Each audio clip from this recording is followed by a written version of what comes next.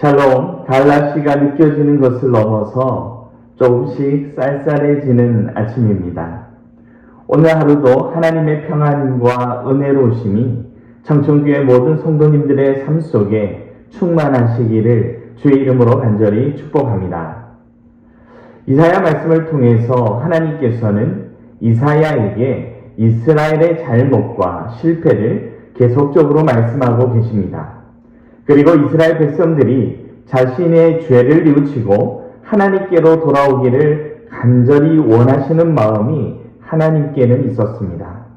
하지만 전혀 하나님의 그 놀라운 말씀이 이스라엘 백성들에게는 들려지지 않았습니다.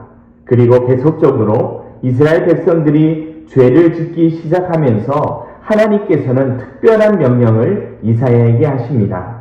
이스라엘 백성들의 잘못을 기록해라 라는 것이죠. 기록하여서 이스라엘 백성들이 보고 깨닫게 해라 라는 것입니다.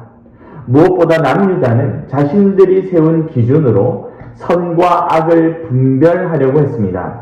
그런데 성도 여러분, 선악을 분별하는 기준이 무엇이 되어야 할까요? 사람들의 합의가 선악을 분별하는 기준이 되어야 할까요? 아니면 하나님의 말씀이 그 기준이 되어야 할까요? 네, 맞습니다.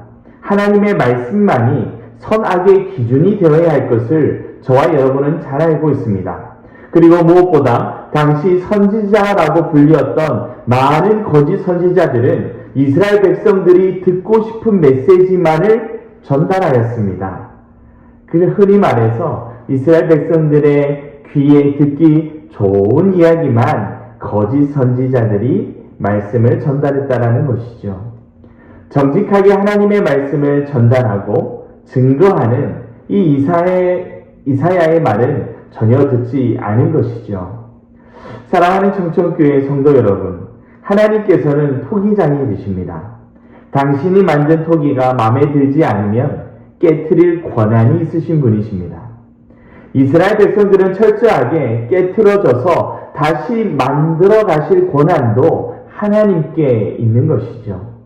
다만 우리는 이스라엘의 이런 실패의 모습들을 보면서 깨달아야 합니다. 우리는 도대체 이 세상을 살아가면서 어떤 기준으로 선악을 분별해야 하는지, 우리는 우리의 길을 즐겁게 하는 메시지보다 정말 하나님의 메시지가 무엇인지 그 하나님의 말씀의 메시지를 듣고 순종하며 살아가고 있는지 저와 여러분의 삶을 돌아봐야 할 줄 믿습니다.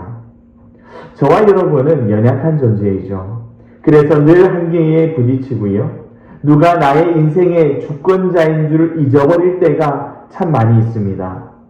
사랑하는 성도 여러분, 오늘 하루를 살아가실 때에 이 한 가지만을 기억하시기를 원합니다.